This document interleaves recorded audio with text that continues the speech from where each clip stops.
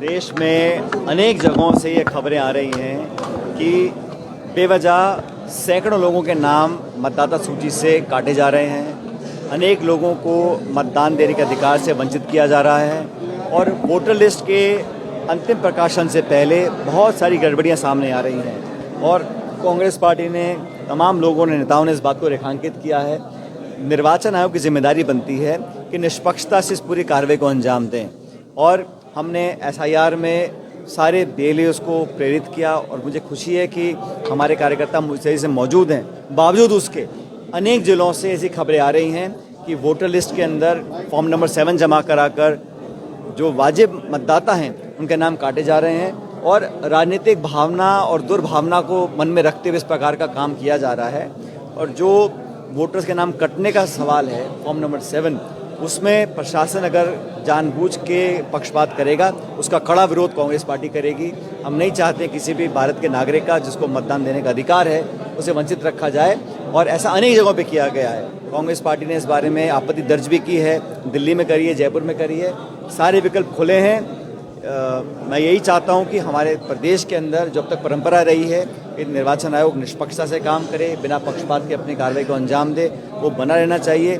और जो voter list में वोट चोरी की संभावनाएं पैदा की जा रही हैं उसका कांग्रेस पार्टी डट के विरोध करेगी। देखिए, हाल ही में जिस तरह से पेपर लीक हुआ उसके बाद एमआर सीट वाला मामला सामने आया, कल ही गिरफ्तारियां हुई, उसमें बड़ी व्यापक तो इंक्वायरी करनी चाहिए, जांच होनी। अगर कुछ गलत हुआ है, किसी ने गलत किया है, वो जांच में सामने आ जाएगा। निष्पक्ष जांच करने के बाद अगर कोई व्यक्ति इसमें लिप्त पाया जाता है, कोई अधिकारी हो, कोई भी हो, कोई बड़ा व्यक्ति हो, लेकिन उस पर कार्रवाई होनी चाहिए। लेकिन ये सरकार को खुलासा करते रहना चाहिए कि ये क्या प्रमाण उनके पास हैं, किस बिंदु को लेकर जांच हो रही है और इसमें 2 साल के बाद अभी खुलासे हो रहे हैं, इसका क्या मतलब क्या है। अगर आप इंक्वायरी कर रहे हैं, जांच बिठा रहे हैं, तो 2 साल तो लगते नहीं हैं इसमें। किस वजह से, क्या टाइमिंग देकर किया गया है। और सरकार की जो कार्यशैली है, मुझे लगता है ये सिर्फ टाइम निकाल रहे हैं। अब इनको 2 साल से ऊपर हो गए हैं, अब कैसे कैसे 1.5-2 साल और निकल जाए। प्रदेश में संविधान में प्रावधान है कि जो लोकल बॉडी के चुनाव हैं आपको 5 साल में कराने हैं। कोई ना कोई बहाना देकर सरकार चुनाव टालती है और अगर चुनाव होंगे भी तो इसका श्रेय पूरा कोर्ट को जाता है।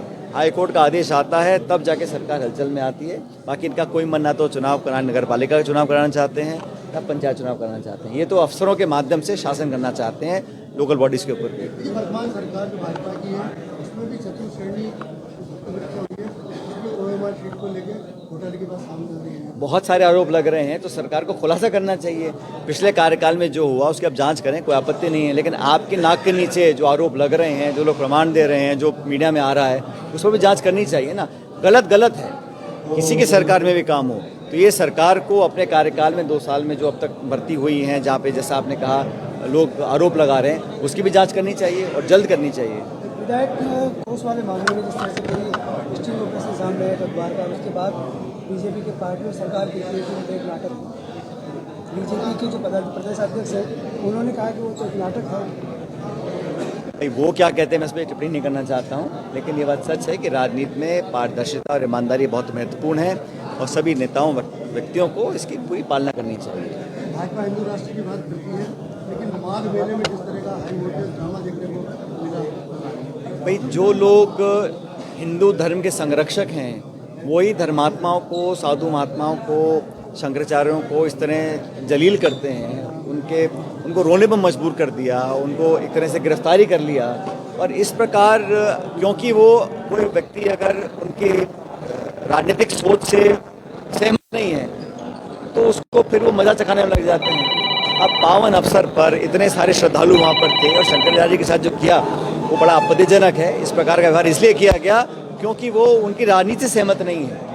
वो भी धार्मिक गुरु हैं, उनके भी बहुत फॉलोअर्स हैं, उनको सब मान सम्मान से देखते हैं, लेकिन क्योंकि वो भाजपा की राजनीतिक लाइन फॉलो नहीं करते इसलिए उन पर ताबड़तोड़ पुलिस की कार्रवाई हो रही है, उनको धकेला जा रहा है, उनको यहाँ वहाँ भगाया जा रहा है। तो ये तो साफ साफ जो रवैया है सरकार का, भाजपा का, वो सब सामने आ रहा है। कांग्रेस पार्टी ने बीड़ा उठाया है पूरे देश में। जैसे 2 दिन पहले राहुल गांधी जी के कार्यक्रम थे केरल में, हम लोग वहाँ पर थे, मैं उनके साथ गया था, तो वहाँ पर भी हमने, चाहे केरल हो चाहे कश्मीर हो, पूरे देश में नरेगा को जो बंद करने का, नाम बदलने का, स्कीम का नाम चेंज करने का जो सरकार ने काम किया है, उसको गलत मान रहे हैं। और हम लोग जानते हैं कि सबसे गरीब तबका देश में है, उसके पास एकमात्र वो सुरक्षा कवच था नरेगा। गरीब परिवार को 100 दिन का जो अधिकार संविधान में दिया था वो छीना गया है और इसको एक सेंट्रलाइज स्कीम बना दिया गया है। गांव में कहाँ कुआं खोदेगा, कहाँ सड़क बनेगी, कहाँ निर्माण काम होगा, इसका निर्णय राजधानी से होगा और वो भी उनके कहने से होगा। और बड़े बड़े ठेकेदार करेंगे, जो छोटे ठेकेदार थे पंचायतों वाले, उनको सब बंद कर दिया। क्या काम होंगे दिल्ली से, जयपुर से तय होगा और एक बजट तय कर दिया गया। पहले नरेगा में कोई बजट नहीं था, सरपंच अगर एक्टिव होता तो 50-100 करोड़ के काम करा सकता था। अब उस पर पाबंदी लगा दी है और जो योजना का खर्च है पहले 90 केंद्र सरकार का था, 10% राज्य सरकार का था, अब 60-40 कर दिया। तो राज्य सरकार पे 40% बोझ डाल दिया। तो ये स्कीम को जानबूझ के ख़त्म करना चाहते हैं, क्योंकि कांग्रेस ने कराई थी। और पहली बार इस देश में अनेक स्कीम्स और प्रोग्राम्स हैं जिनका नाम बदलकर गांधी जी के नाम पर रखा गया। ये पहली बार है कि गांधी जी के नाम पर बनी स्कीम को आप बदलना चाहते हैं, तो गांधी जी का भी अपमान है। लेकिन ये गरीबों पर एक प्रहार किया है। ये सरकार चंद पूंजीपतियों की सरकार है। ये देश की संपत्ति, जो हवाई अड्डे हैं, रेलवे है, पोर्ट्स हैं, खान हैं, खदानें, उन सबको चंद लोगों को देना चाहते हैं। और जो बड़ा तबका देश का है, जो गरीबी से जूझ रहा है, जो नौजवान लोग, शिक्षित लोग बेरोजगार घूम रहे हैं या ग्रामीण क्षेत्र में किसानी करते हैं, उनके प्रति सरकार की कोई योजना नहीं है। इसलिए इस नरेगा को ख़त्म करने का जो सरकार ने बीड़ा उठाया है, इसका पूरा विरोध करेंगे। और जैसे केंद्र की सरकार ने 3 काले कानून किसानों के खिलाफ बनाए थे, जमीन अधिग्रहण को संशोधन करना चाहते थे, उसका कांग्रेस पार्टी ने विरोध किया। हम कास्ट सेंसस चाहते थे, मोदी जी ने कहा आप तो अर्बन नक्सली हो, और अब खुद बात को मान गए तो दबाव पड़ा। इस पर भी नरेगा को जो खत्म करना चाहते हैं, पूरी पार्टी, पूरा प्रदेश और देश एक साथ खड़ा है।